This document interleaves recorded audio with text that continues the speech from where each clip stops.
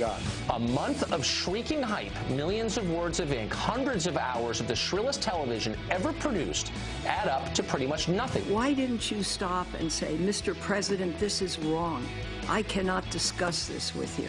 It's a great question. Maybe if I were stronger, I would have. James Comey's the leaker-in-chief. I asked a friend of mine to share the content of the memo with a reporter. That doesn't sound like, somebody you want to be your FBI director. It sounds like J. Edgar Hoover. The tweets have begun. The president has just tweeted, despite so many false statements and lies, total and complete vindication, and wow, Comey is a leaker. You ever wonder why, of all the things in this investigation, the only thing that's never been leaked is the fact that the president was not personally under investigation? The only thing that didn't leak was the truth. Thank God Trump fired him. He needed to go. They are fabulous, by the way. Right, and they're going to be here live. Actually, they're here live. They're going to be using their instruments soon. That's them right there. They're getting the feel for the stage. And you know what? I wish we had smell-o-vision, because Famous Dave's is out there again today. Isn't there a window in here we can crack? Yes, it probably is. Unfortunately, it would require throwing a chair through it. Crack the window. You know what? If you are in Midtown in the next 2 hours, stop by 48th and 6th Avenue, because we will provide you breakfast and also a big show. Right, yeah. And talk about yesterday being, and Harris, thanks so much for sitting in for Ainsley. You're going to have a long day. You're back at noon. My honor to be here. And then you're at are you at 2 o'clock No, today? just outnumbered at noon Eastern. And then, we will be tube-side. And then out of the house with my kids. Which is one of the great success stories in the history of television. Aw, you guys are so sweet. It's a great show. There's a check in the green room for you. Absolutely. Meanwhile, you know what? Yesterday's show with James Comey probably also very highly anticipated and 4 viewed hours as well, not only on C-SPAN, on all the channels as well. If you missed it, here are the highlights. For the most part, 3 words you need to know about: liar, leaker, and Lordy. All right? James Comey called the president a liar. The president is now calling James Comey a leaker. And Lordy, does he hope that there are tapes? Anyway, regarding the leaking, we found out James Comey himself, the head of the FBI, recently fired, was leaking to the New York Times. Listen to this. The president tweeted on Friday, after I got fired, that I better hope there's not tapes. I woke up in the middle of the night on Monday night, because it didn't dawn on me originally, that there might be corroboration for our conversation. There might be a tape. And my judgment was I needed to get that out into the public square. And so I asked a friend of mine to share the content of the memo with a reporter.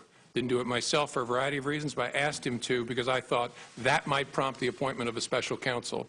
And so I asked a close friend of mine to do it. And was that Mr. Wittes? No, no.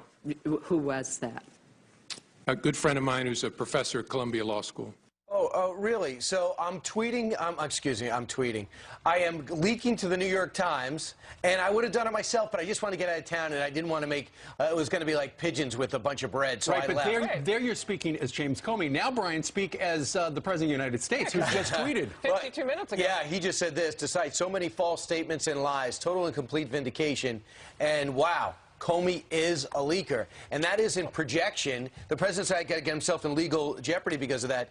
James Comey said, I'm leaking to the New York Times. And the ease in which he said it, Mr. Law and Order, makes me think, what else did he do? How comfortable is he leaking? And this was part of Mark Kasowitz's, who is the personal attorney for President Trump. This was part of his statement. He waited until the hearing was over, and then we found out, in the next half hour or so, now Mr. Trump's attorney is going to step up for the president. He spoke, and he pointed right to that issue. That was a heart part of his statement. They're examining maybe taking legal action. Yeah, well, they're looking at what their options are today. Catherine Herridge reports a source close to the president tells Fox News they are considering their options and whether Comey's leak to the media violated his FBI employment agreement.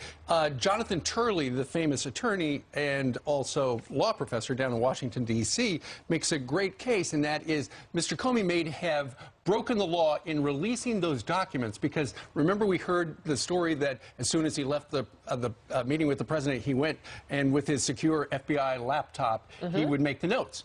When you make the notes on government property like that laptop, that note belongs to the government. So he was not authorized to release that, and he did. So it's a lot of gray out there. Is he going to be charged? Probably not. But nonetheless, he is a leaker. But the important point that you're making, though, is that this was not just a personal, like, I pick up a Post-it and I made some notes. This was then a government document. That's the point you're making. And by the way, before James Comey came out sincere as an excellent communicator, especially for a law enforcement guy who's used to just following cases. I mean, he's a very good broadcaster and communicator. However, don't lose sight of the fact that his biggest critics up to maybe a month or 6 weeks ago were Democrats who were calling for him to be fired and worried about the veracity of which he was saying things. They wanted him gone. And the other thing is, until he was gone. The other big story, Steve, it doesn't start with an L, but it's an O, obstructionist. Was he actually, was the president being an obstructionist? And one of the things he says is the president uses the word hope during obstruction comments. And the word is, well, he's the president of the United States. He has me one-on-one in the Oval Office. When you use the word hope, of course he's trying to tell me to do something with a wink and a nod. And I'm saying to myself, is that the same Oval Office where Mark Meadows was one-on-one and said, Mr. President, I'm not going along with that health care plan? Where James Jordan and every single congressional lawmaker, Republican, who were so in awe of the president that they didn't go along with the health care plan and embarrassed him? So that's one example of where James Comey was saying, well, you know, I'm not quite that strong. I got to back down. He had another one, and it had to do with Loretta Lynch's meeting with Bill Clinton on the tarmac, that famous meeting now, and conversations that he was having about her asking him, don't call Hillary Clinton's situation an investigation, call it a matter. Well, I didn't feel like I could step up to Loretta Lynch, so he backed down again. So those are two instances. It's bizarre for an attorney general to tell the FBI director, don't use the word investigation when they're doing an investigation. Right. He is accusing Loretta Lynch of exactly what he has accused the President of the United States of doing, influence. In that case, he's saying that Loretta Lynch influenced him, which would ultimately influence the election. He was a wimp, according to him. If you missed the soundbite yesterday, here is the chairman, Senator Burr, and James Comey talking about Loretta Lynch. At one point, the Attorney General had directed me not to call it an investigation, but instead to call it a matter, which confused me and concerned me. It gave the impression that the Attorney General was looking to align the way we talked about our work with the way a political campaign was describing the same activity, which was inaccurate. We had a criminal investigation open. And just to be detailed, there is a source close to Attorney General Lynch that came in and said, yeah, I remember that meeting. He wasn't alone. It was a group of us. I said to everyone, use the word matter, not investigation. He says that's traditional with investigations, not to reveal it publicly. And James, no one said a word, including James Comey. You know what's interesting about that? In fact, I might as well be totally accurate. Here's the quote. It says from the tweet, no one, including the director, contested that view. I thought you had summarized it. What's interesting, then, is they dispute what Mr. Comey said. Also yesterday, Mr. Comey was asked about a New York Times article regarding Russia and that campaign aides had close contact with the intel community over Russia. The top intel chiefs. Right, exactly. So anyway, Mr. Comey said that story not true, but then the New York Times looked at it and they said, we stand by our story. So obviously the New York Times doesn't trust what Mr. Comey said yesterday regarding the fake news.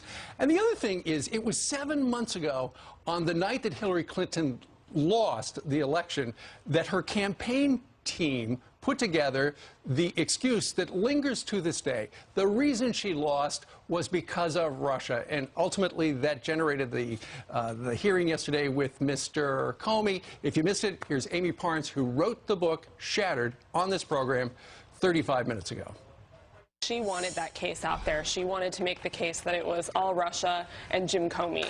And this was their strategy from the very beginning that they were going to push. And it's still something that you hear her talking about right now.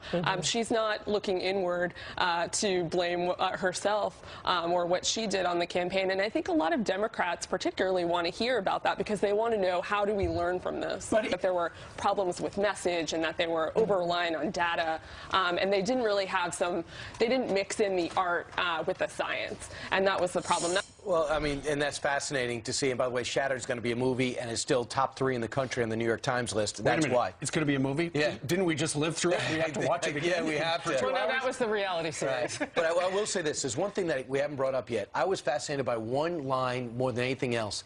He said to James Comey, I leaked that to the New York Times in the hope that it would lead to a special counsel. Right. And that's Robert Mueller seated, his good friend. Wait a second. He knows how it works. He knows how it works. He got up at 3 o'clock in the morning. That was his 3 a.m. call. He got up at 3 o'clock in the morning after he says, the president tweet. It's linear. Yeah. And some people argue that it's revenge. It is linear. Cause and effect. Cause and effect. Well, ultimately, by definition, revenge. Perhaps. It is his spin today. The only other thing that's interesting about the story is, we had heard ahead of time that Mr. Trump asked Mr. Comey for loyalty, right? Mm-hmm. And then yesterday, Mr. Trump's personal attorney said he never asked him that. And you know what that says? That says there are no tapes. That's interesting. By the way, before we go to Jillian, in case anybody is watching and they see smoke over your shoulder, I was told to mention this. Oh, my goodness. I left something on the grill. That's on the grill. So not to worry, everybody. Jillian, catch us up. I will. But yeah, I see some barbecue going on out there. That's what it is. He's gone. We can't smell that. Steve's gone. He's outside already. Don't worry about it. Good morning to you guys. We do have a lot of serious news to get to right now. Starting with a Fox News alert, British Prime Minister Theresa May's Conservative Party failing to secure a majority in the general election. The UK now has a hung parliament, meaning no party has enough representation to maintain control. May is now facing immense pressure to resign, but sources say she will not step down and will instead form a coalition with smaller parties. Also breaking, police not ruling out terror after a speeding truck plows into 2 police officers. The terrifying scene unfolding in D.C. overnight. Police say a white pickup truck mowed down a city worker and 2 cops on bicycles before smashing into an empty garbage truck. One of the officers fighting for their life at this hour. Now both the driver and a passenger are behind bars. Police finding a weapon in the pickup truck. Another alert right now, 2 American men accused of leading double lives, living as American citizens and terrorist operatives for Hezbollah. Investigators say they scouted potential targets for attacks, including New York's LaGuardia Airport and the Panama Canal. The 2 men from New York and Michigan charged with providing material support to the terror organization.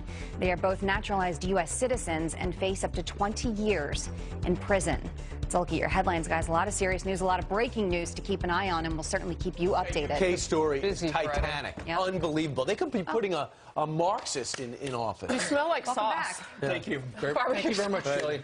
Good to see Grease fire under control. No, it smells good. No. They're making jalapeno mac and cheese. I know, it was great. Going out with a spoon, people. I wasn't the only one who ran over. Got down there. Matt Lauer was there with a little squirt bottle. It was Matt Lauer? Yeah, that was so nice of him. I got it. All right, meanwhile, 13 minutes after the hour.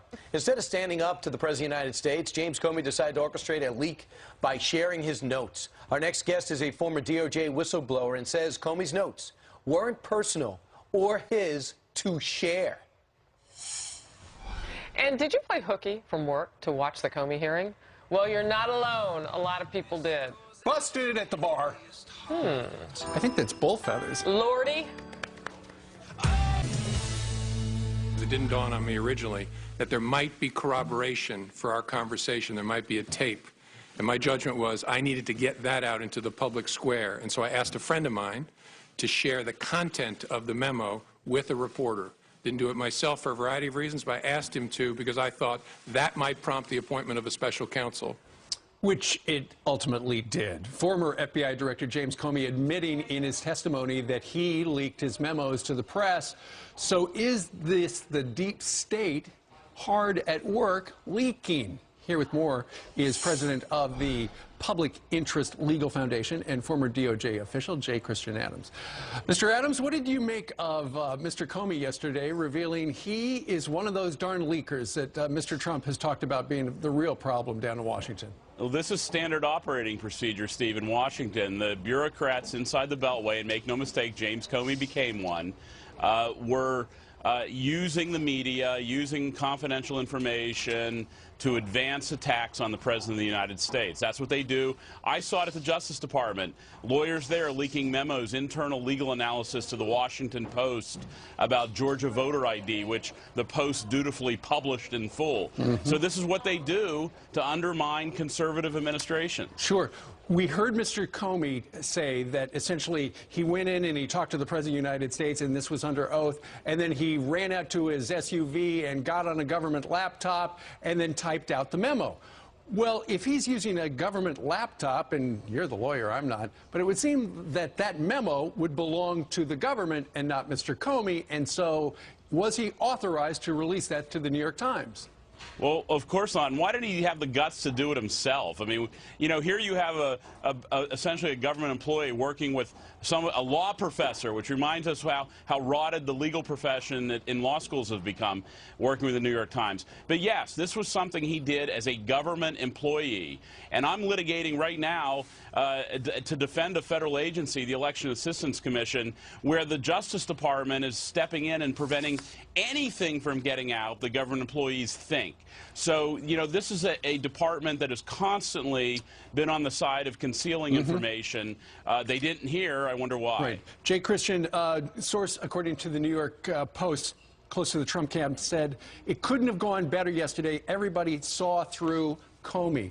What do you make of what we saw yesterday? Yeah, that's right. Watching this was the biggest letdown since Star Wars: The Phantom Menace didn't live up to the hype. I mean, there was so much hype, and it was such a dud. I mean, I was waiting for Jar Jar Binks to ask questions. I mean, it was a disaster. The crazies out there on other networks thought there was going to be some big revelation. We learned that the Russians did not hack the election, and that Trump wasn't under investigation. There's the story. It is indeed. All right, Jay Christian, thank you very much for joining us live. Thanks. All right. 7:20 now here in New York City, and we've got a Fox News alert. Election results putting pressure on the British Prime Minister to quit. What that means for Brexit and the rest of the world, including us, live from London next. And a brand new bombshell revealed on accused NSA leaker Reality Winner. She wanted to burn down the White House. All right, time now for your news by the numbers. Time now for your news by the numbers. First, nearly 6,000. That's how many fewer people from the 6 countries in President Trump's travel ban are coming to the U.S. Arrivals from Iran, Libya, Somalia, Sudan, Syria, and Yemen falling by nearly 50% in March and April compared to a year ago. It sounds like it's in place. Next, 3,300. That's how many people could lose coverage as more insurers drop Obamacare in Washington state. 2 counties won't have any insurers participating in the individual market next year unless another company steps in. And finally, $3.3 billion. That's how much America reportedly lost in productivity. Harris was talking about that. From workers distracted by watching fired FBI Director James Comey on Capitol Hill. Sorry, America. Meanwhile, we've got a Fox News alert. You're looking live at images from London right now. British Prime Minister Theresa May just arriving at Buckingham Palace. She's got a meeting today, Brian, with the Queen. Yup.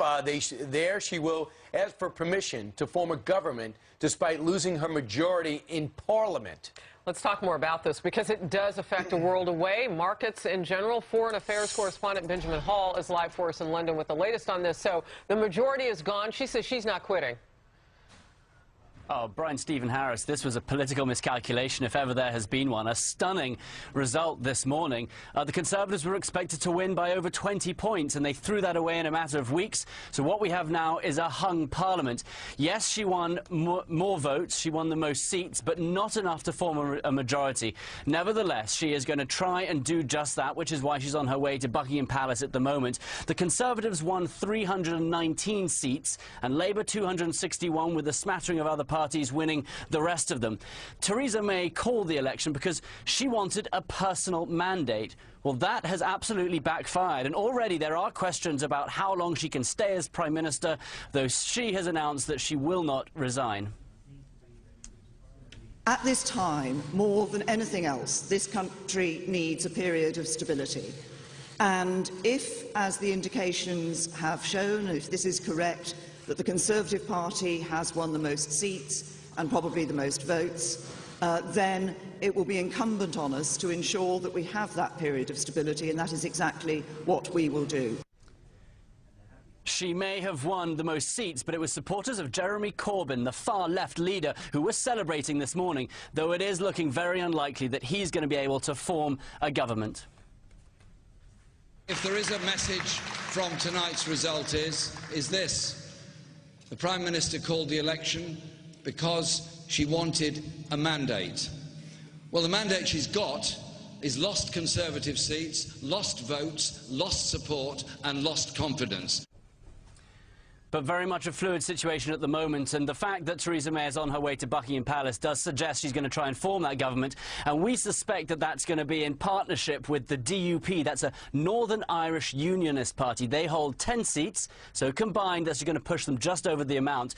But again, whether or not she can survive in the long term is a different thing, and of course it raises many questions about the ongoing Brexit negotiations, as well as the value of the pound at the moment. So a fascinating day, still moving very quickly. Back to you. Before we let you go real quickly, and you touched on what I want to ask you about, because as they kind of cobble this together and try to bring government into a stable position, what does it mean for Brexit? Well, the DUP is one of the few parties that actually has tended to agree with the Conservatives on Brexit, so that is one issue. But in terms of this hard Brexit, that is seeming less likely, and that's because the Irish parties have a border with Ireland. They're the only part of the UK that does, and they're going to likely say they want free transport across those. So that's one thing that's going to change, and the market's really resounding because they were afraid of a hard Brexit. We might see a much softer Brexit now, but again, it's all up in the air. Indeed, the pound is Benjamin, right thank now. you. Benjamin Hall, great job. And I'll tell you, even if you do get a government, how can they govern? It's going to be so hard to get anything done with something so brokered as... You mean it's divided? If they do, in fact, be able to get a majority. We do, indeed. Yeah, well, at least we have slight majorities, I guess. All right, meanwhile, straight ahead on this Friday, Democrats always get accused of playing identity politics, and Hillary Clinton just confirmed it. Maybe they'll call it identity politics. Stand up and say your identity is as important and valuable as the identity of anybody else.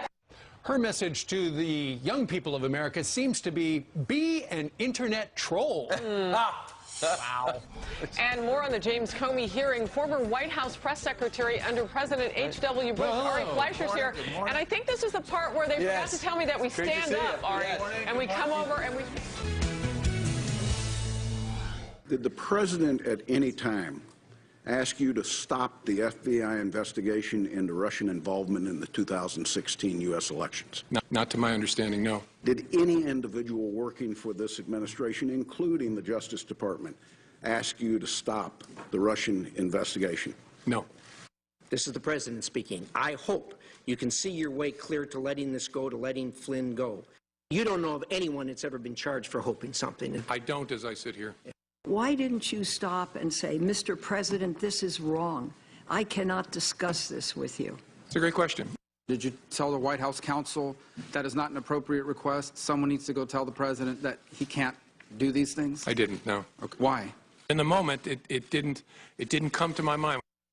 Former White House press secretary under President George W. Bush, Ari Fleischer, is here. Ari, always good to see you. Good morning. I want to jump right in with something that I noticed was kind of thematic yesterday. And you saw the White House jump out in front of the hearing asking for some support from Republicans. We saw Steve Reich, we saw a little bit from Marco Rubio, but it was crickets out there outside that room. Why is that among Republicans? Funny, Harris, I noticed the same thing yesterday. Typically at a hearing like this, you'll ask questions, then you'll pound the table and state a conclusion and then defend everybody the president. tweets and... They didn't do it, and here's why, I think. And it's the president's fault in large part. The president has given Republicans pause before they jump into the foxhole with him. And part of it's because he's not very popular. His numbers don't give Republicans confidence that they can defend him. And it's also because of some of his tweets. I think the message that the president has got to get is if he wants people in his foxhole who will pound the table and defend him, with one message, don't make it hard for those people. The two tweets about Barack Obama wiretapping Trump Tower and then the tapes about Comey give Republicans on the Hill pause. They're not sure how far to go to defend him. They want to defend him. They should be pounding the table. It's important for the policies to get enacted that the president be successful. But your party is on the line here. A lot's at stake. I mean, I get all of that. And maybe you're not going to always agree with him, and we saw what the establishment did in the run-up. I mean, they ran away until they had to come to the table with this president. Right. So I get all of that. But you've got an opportunity yesterday with James Comey basically saying, I'm a weakling, I couldn't stand up to the president, couldn't stand up to Loretta Lynch. I mean, the tweets wrote themselves, the press releases wrote themselves. In so many ways, the ball was on the tee for the Republicans to vociferously come to the defense of the president. But my point here is, having been in the White House, if the president takes actions that give people hesitation and pause, they're politicians. They're going to weigh both sides and judge how far should I go. And they don't want to be Maybe contradicted. things that I don't know about. So my message here is that the president can create more allies. He should create more allies. But he's got to be more judicious about what he tweets and how far he goes. But Ari, they're all in the same foxhole together, because ultimately, when it's with the midterms and every member of Congress is going to be re-elected or is up for election, they hope to be re-elected. You know, if they don't get stuff done, you know, if tax reform, doing something about the Affordable Care Act, it's either they hang together or they hang separately, to quote Benjamin Franklin. I agree with that, but what makes a politician is they decide if they're going to jump in a foxhole with you. And you need to create an environment so they want to get into that foxhole. You have to earn it. Politicians never give it. All right, so James Comey yesterday came out and kind of stunned me by saying, I leaked that to the New York Times through a surrogate. You could find him at Columbia, and he could go send it in. It makes you wonder what else is going on. And also, there are his private notes, which arguably might be government property. They could be, and they were never turned over to the Senate Investigative Committee, the Intelligence Committee, or the House Intelligence Committee. Do you think the president should go in the direction of legal action for that? Well, you know, and the very fact that James Comey said he no longer has them makes them not personal. They are government property. Exactly. And so I think he is on some thin ice here. Legally, I don't know, because I'm not a lawyer. But if I were a senator, I'd have pounded Comey and kept the questioning going. Have you ever done this before? Have you ever relied on, how many times has this Columbia professor done it? Had any other third parties outside the FBI done it? And they let him go on that, and I think Comey needs to explain that. Well, the president is out tweeting this morning. He said, despite so many false statements and lies, total and complete vindication for him, and wow, Comey is a leaker. And that really is very damning for Mr. Comey, because he likes to present himself as a Boy Scout or the last honest man in Washington, D.C. And then, as it turns out, and how many times have we heard Donald Trump say, the real story regarding Russia are these leaks from the deep state that are out to destroy him. Well, and the president is right. He is not a subject of the investigation, but that fact never leaked. And that's troubling. Two, there is no evidence of collusion. I understand why the president feels so strongly about this and wants to lift the cloud. If you know you never did anything wrong and the FBI is still investigating you, or anybody is, and they have nothing, you have a legitimate human desire and need to say, it's not true. Somebody should make it go away. We all know it's not true. But in the political realm, the president has to do this with discipline and with a wise approach, not just a smack 'em approach. So how do you turn the wheel? Because now you're going into a weekend with all these different narratives coming out of the hearing. And, you know, the Choice Act happened with Dodd-Frank and rolling back some of that in the House. That was one tweet that Republicans could have said. I'm still beating the drums on why Republicans aren't stepping up. And they have a weekend to do this. What should be next? The lesson is the Clinton years, frankly. When all this noise was taking place in the Clinton era, they got very good and smart.